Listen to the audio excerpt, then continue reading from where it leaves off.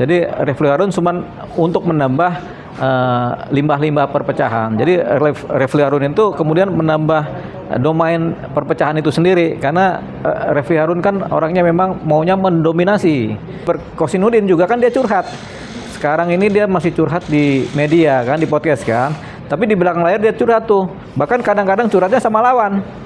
Bisa jadi sama grupnya Jokowi kan, kubu Jokowi dia curhat juga tuh. Akhirnya saling timbul kesepahaman baru. Dia dengan Rismon juga saling curhat. Bahkan dengan Egy Sujana pun dia akan curhat juga begitu. Refli Harun tuh begini. Kan dia sudah ceritakan itu kan. Rismon juga makin punya amunisi kan. Gua tahu lu cerita lu padeh gitu kan. Lu selingkuh sama ini selingkuh sama ini selingkuh ini. Kan gitu kan. Itu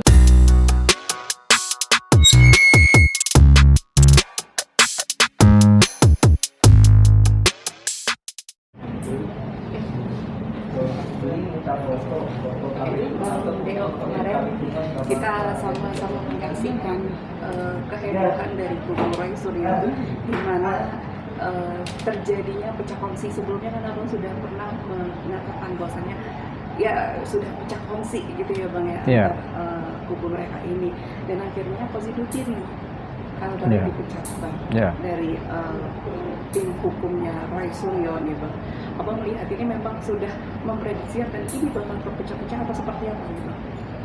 ya, jadi begini, setiap pembelaan atau kongsi yang melakukan pembelaan terhadap suatu hal yang belum tentu kebenarannya, pada umumnya akhirnya saling ribut begitu, karena yang mereka bela ini hal-hal yang kebenarannya belum pasti gitu, sehingga kemudian timbul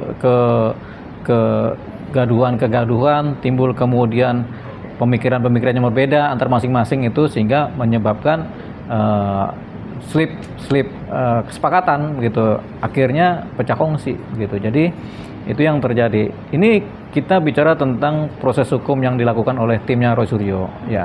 Satu tim pengacara maunya ke sana, satu lainnya maunya jalanannya ke tempat yang lain kan, sehingga timbul persimpangan gitu. Jadi akhirnya timbullah kesesatan gitu. Kayak kita mau mendaki gunung, kita belum tahu pola pendakian seperti apa, kemudian jalannya harus dilewati bagaimana. Walaupun tadinya satu tim, itu bisa tim yang satu akhirnya memilih ke naik gunung lewat jalur A, tim yang satu lagi ke jalur B, karena masing-masing nggak tahu nih jalur yang pasti yang mana. Itu tadi analoginya. Jadi memang potensi pecah kongsi iya, dan akhirnya pecah kongsi. Nah sekarang kalau kongsinya ini pecah, yang kemudian berhenti berkongsi itu kemana? Apakah dia tersesat kemudian dia pulang lagi turun gunung, kemudian pulang ke rumah, atau bagaimana? Atau kemudian dia cari kawan begitu. Nah yang terjadi terakhir dengan Kosinudin begitu. Beliau marah-marah karena akhirnya merasa dikhianati atau jalannya kemudian dibelokkan oleh pihaknya Refli Harun kan. Jadi itu yang terjadi. Tapi baiknya seorang Kosinudin, dia memang ketika sudah dipecat, jadi sudah berhenti. Nggak usah lagi dia ikut-ikut lagi, daripada mempermalukan martabatnya kan. Mendingan dia sudah berhenti, sudah saya nggak ikut-ikut lagi. Atau paling pahit, dia kemudian ikut Rismon begitu. Udah sekalian aja gua dikhianatin, gua khianatin lagi begitu kan. Akhirnya ikut Rismon dia gitu kan. Nah, tampaknya sudah ada hubungan-hubungan khusus antara Rismon dengan Kosinudin. Komunikasi, namanya sama-sama kecewa kan. Rismon kecewa, Kosinudin kecewa, akhirnya mereka saling curhat begitu. Selalu cari curhat, dan sekali Kosinudin juga kan dia curhat. Sekarang ini dia masih curhat di media kan, di podcast kan. Tapi di belakang layar dia curhat tuh. Bahkan kadang-kadang curhatnya sama lawan. Bisa jadi sama grupnya Jokowi kan, kubu Jokowi dia curhat juga tuh. Akhirnya saling timbul kesepahaman baru. Dia dengan Rismon juga saling curhat. Bahkan dengan Egy Sujana pun dia akan curhat juga begitu. Gua tadinya udah bela-bela mati-matian, karena begini, Kosinudin tuh biar bagaimana satu kubu juga dulunya dengan Egy Sujana. Jadi ketika dikhianati Refli Harun, akhirnya arahnya dia ke sana. Bisa dia curhat kemudian membuat kongsi baru, koalisi baru, atau dia berhenti dari pendakian naik gunung yang nggak tahu gunungnya seperti apa, dia turun gunung, dia udah tinggal aja pulang ke rumah aja, selesai kan begitu. Itu kalau Kosinudin ya. Tapi kalau yang jelas pecah kongsi selalu terjadi kalau kita sedang mendaki gunung, kita nggak tahu arah naik gunungnya di mana, jalurnya kita nggak dapat, akhirnya timbul perpecahan. Ada yang mau belok ke kiri, ada yang mau belok ke kanan, ada yang naik terus ke depan tanpa tahu arah dan tujuannya. Jadi itu kalau kita membela atau melakukan hal di mana yang kita bela atau hal yang kita lakukan itu belum tentu tahu kebenarannya. Oke, Bang, di sini kan ada menyangkut nama Refli Harun, di mana kabarnya ini sejak munculnya ada bergabungnya Refli Harun, ini mulai terjadi perpecahan di tubuh mereka. Abang sendiri melihatnya apakah memang benar seperti itu atau bagaimana? Ya, sebenarnya perpecahan itu terjadi tanpa Refli Harun pun sudah terjadi perpecahan. Jadi Refli Harun cuma untuk menambah limbah-limbah perpecahan. Jadi Refli Harun itu kemudian menambah domain perpecahan itu sendiri, karena Refli Harun kan orangnya memang maunya mendominasi gitu, sehingga yang tadinya si Kosinudin mendominasi menjadi kalah dominasi kan, akhirnya dia kecewa, akhirnya dia nggak sepakat lagi begitu. Tapi kalau kita bicara perpecahan, sebelum ada Refli Harun kan sudah ada tuh Egy Sujana yang duluan kan sama DHL kan, yang kemudian menyingkirkan diri dari mereka kan begitu. Jadi bukan faktor Refli Harunnya, tapi faktor apa yang mereka bela itu yang belum tahu kebenaran seperti apa, sehingga timbul perpecahan-perpecahan. Bang, ini kan melihat mereka kan berjuang katanya demi rakyat Indonesia, tapi makin kesini ada yang menarasikan bahwasanya ini untuk kepentingan dari Roy Suryo sendiri, bukan kepentingan rakyat Indonesia. Melihat ini bagaimana, Bang? Ya, kalau kata Kosinudin kan buat rakyat, cuman rakyat yang mana, ya rakyat yang dia tahu lah kan begitu kan, karena nggak semua rakyat mendukung mereka kan, 60-70% rakyat kan tidak sepaham dengan mereka, yang sepaham paling 10% aja kan. Tapi boleh dia bilang begitu karena ada rakyatnya ada, yaitu yang 10% atau 20% dari populasi kan yang mendukung mereka. Nah, ini bisa tampak dari gambaran-gambaran netizen yang berkomentar itu kan, dalam setiap persoalan mereka itu kan, ada yang pro ada yang kontra kan, berarti ada yang mendukung mereka. Nah, yang dimaksud Kosinudin adalah rakyat yang seperti itu yang mendukung dia begitu. Kalau lihat dari konteksnya analog sendiri, narasi dia sih sebenarnya lebih tidak maunya proses si Rajura untuk praktik bank, lebih fokus ke pidana. Itu gimana melihat? Itu cuman persoalan strategi aja. Perapit bagus, langsung ke pokok perkara juga nggak masalah. Nah, ini cuma persoalan strategi. Kosinudin ingin langsung ke pokok perkara aja supaya lebih cepat. Sementara Refli Harun ingin supaya ini ada proses ini. Tujuannya mungkin pembelajaran juga kepada masyarakat bahwasanya ada hak-hak yang berupa perabit-perabit tadi kan, itu tadi yang memang sedang dikerjakan oleh Refli Harun. Jadi bukan dua-duanya nggak ada yang salah. Si Kosinudin nggak salah, dia langsung ke substansi. Refli Harun juga nggak salah, dia ke perabit dulu.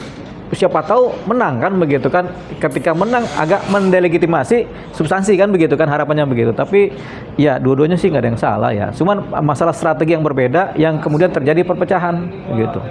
Bicara pecah kongsi Bang, yang untuk narasi yang sekarang kan orang banyak fokus ke persidangan Bang, dengan adanya pecah kongsi ini, fokus dalam perkara ini akan mungkinkah dalam konteks yang akan dimenangkan dan akan ada bukti-bukti fakta yang balikan dari satu sama lain? Ya, kalau orang pecah biasanya kartu masing-masing akan dikeluarkan. Kartu bertahan masing-masing atau kartu menyerang masing-masing akan dikeluarkan. Namanya sudah pecah kongsi kan. Nih gua tahu kartu lu ini nih, gua tahu kartu lu ini kan gitu. Jadi Kosinudin akan mengeluarkan kartunya. Dia sudah keluarkan lewat podcast kan. Dulu si Refli Harun tuh begini kan, dia sudah ceritakan itu kan. Rismon juga makin punya amunisi kan. Gua tahu lu cerita lu padeh gitu kan. Lu selingkuh sama ini selingkuh sama ini selingkuh ini kan gitu kan. Itu kata si Rismon itu kan. Mereka kan saling tahu kartunya, tapi kartu ini belum tentu benar juga begitu. Jadi kartu-kartu yang mereka pegang yang belum tentu kartu ini benar juga begitu. Tapi mereka sampaikan sebagai bentuk-bentuk ekspresi ofensif mereka kepada pihak yang kemudian mereka merasa pengkhianat begitu. Bicara pengkhianatan, tapi proses dari Dr. Tipe kan sudah masuk di pengadilan. Iya, substansi. Dan kemarin kan juga kuasa hukum dari Dr. Tipe juga argumentasinya sangat kental. Untuk hakim sendiri meminta berkas itu lengkap baru bisa ada perlawanan. Abang lihat dari sisi seorang lawyer advokatnya. Begini, kalau masih eksepsi, kadang berkas itu belum semuanya dikasih juga begitu. Bahkan ada bukti-bukti yang masih disimpan kan, karena bukti itu akan diberikan pada saat pembuktian. Kalau sampai berkas lengkap dengan bukti-buktinya diminta, berarti nanti mereka bisa membuat perlawanan yang masif karena buktinya sudah mereka punya. Sementara dalam persidangan itu, apalagi persidangan pidana, itu kan ada eksepsi. Eksepsi itu masih masalah formal dari surat dakwaan, perlawanan terhadap surat dakwaan kan, tapi belum kepada substansinya juga, masih kepada formalnya. Sampai kepada nanti ketika masuk ke substansi, baru bukti-bukti itu dibeberkan oleh jaksa. Jadi jaksa kemudian seringkali menyimpan bukti-bukti yang otentik untuk sampai kepada taraf pembuktian di persidangan. Ketika diajukan bukti-bukti di pas jadwalnya pembuktian, itulah jaksa baru keluarkan. Demikian juga para pembela, pengacara. Pengacara akan mengeluarkan bukti-bukti otentiknya ketika fase atau pada masa pembuktian. Bukti otentik dari barang bukti apa aja sih, baru pada masa itulah dikeluarkan bukti-buktinya. Jadi sebelum masa itu ada, ya jaksa nggak punya kewajiban untuk mengeluarkan semua berkas, semua materi, semua berkas, semua bukti, nggak punya kewajiban. Jadi jaksa hanya membuatkan surat dakwaan, disampaikan ini surat dakwaannya, itulah yang dipakai duluan. Begitu. Permintaan dari kuasa hukumnya harus sama dengan apa yang dikerjakan atau yang dikirim ke hakim, harus juga sama juga. Anda juga, karena itu kan di situ ada banyak bukti-bukti kan di dalamnya kan. Jadi ketika masuk substansi baru itu dikasihkan. Biasanya begitu. Jadi ketika masih eksepsi berarti kan masih formalnya kan. Tapi ketika masuk ke substansi setelah eksepsi putus, baru dokumen lengkapnya beserta risalah buktinya itu bisa dikasihkan kepada para pihak. Bang, kemarin kan kuasa hukum dari Dr. Kiba itu ini tidak akan lanjut perlawanan kalau itu berkas tidak dilawan. Tapi hakim punya wewenang nggak sih Bang dalam proses? Ya kalau mereka nggak lanjut kan, pengacara nggak lanjut ya biarkan aja kalau pengacara nggak mau ikut sidang lagi kan. Tapi tetap yang namanya terdakwa wajib hadir. Kalau nggak hadir dia malah ditangkap kan untuk dihadirkan kan. Jadi kewajiban hadir seseorang tersangka atau terdakwa dalam persidangan tuh wajib, bukan wajib karena dia datang wajib, tapi hukum mewajibkan dia hadir. Dia nggak hadir pun harus didatangkan begitu untuk si terdakwa kan. Tapi kalau pengacara boleh dia tiba-tiba hilang, nggak mau datang sidang lagi nggak apa-apa. Dengan catatan nanti kasihan si terdakwanya nggak ada pembelanya kan. Tapi dalam proses catatan apa yang bilang untuk perkara kasus Dr. Kiba yang akan lanjut, ada catatan poin-poin tertentu nggak dari hakim? Karena argumentasinya sangat kental Bang dalam ruang sidang itu untuk memerintah hakim begini-begini. Ada nggak sih poin-poin plus dari seorang kuasa hukum Dr. Kiba sendiri nanti? Ya, namanya pengacara kan dia berupaya terbaik buat kepentingan kliennya kan. Jadi dia berjuang. Nah, salah satu atau beberapa perjuangannya itu tadi meminta semua dakwaan lengkap dengan bukti-buktinya. Kalau enggak kami enggak hadir kan, itu kan ancaman-ancaman. Jadi nah, apakah itu nanti diatur dalam KUHP? Ya tentu saja ada aturan-aturannya kan. Tapi pada umumnya ada yang formal, ada yang substansi. Formal selesai baru substansi dibahas kan begitu. Itu yang kemudian menjadi acuan dari persidangan. Makanya ketika masuk persidangan, kewenangan sudah berada mutlak dari majelis hakim atau ketua majelis hakim yang kemudian punya wewenang mengatur jalannya sidang, termasuk apa yang boleh, apa yang belum boleh, apa yang sudah bisa, apa yang belum bisa. Terdakwa itu punya wewenang nggak sih Bang? Karena saat sudah selesai dari persidangan meminta nanti Pak Jokowi untuk benar-benar hadir tanpa diizin. Nah itu bukan kewenangan terdakwa, bukan haknya terdakwa meminta itu adalah majelis hakim yang meminta. Tapi kepatutan kasus-kasus seperti ini korban harus ada. Begitu.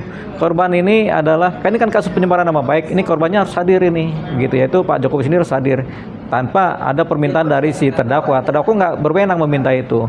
Yang wajib itu adalah permintaan dari majelis hakim harus hadir. Tapi memang kasus penyemaran nama baik si korban harus hadir. Kalau nggak hadir nanti kayak kasusnya Nikita Mirzani yang lepas dari jerat hukum waktu di Banten kan, karena korban nggak pernah hadir, nah dilepas gitu. Walaupun nanti ada model kayak Ahmad Yani Dijum itu Bang, modelnya online. Nah kalau itu kan masalah hadir secara langsung dan hadir tidak langsung. Tapi baiknya hadir secara langsung. Kita ambil contoh lah, Pak Hotman Paris waktu kasus dengan Rasman kan dia hadir secara langsung kan, karena dia adalah korban kan, jadi dia hadir tuh. Yang sampai akhirnya mau berantem sama Rasman tuh ceritanya kan begitu kan, nah, itu dia. Dan Jokowi harus hadir. Walaupun nanti dua gelombang antara Dr. Kiba sama Roy Suryo. Iya, harus hadir tetap Pak Jokowi. Kan perkaranya beda-beda. Satu pelakunya Dr. Tifa, satu pelakunya Roy Suryo. Ya, Bang, menegaskan sedikit, Bang, berarti tidak ada satu perlakuan yang istimewa karena ini mantan presiden.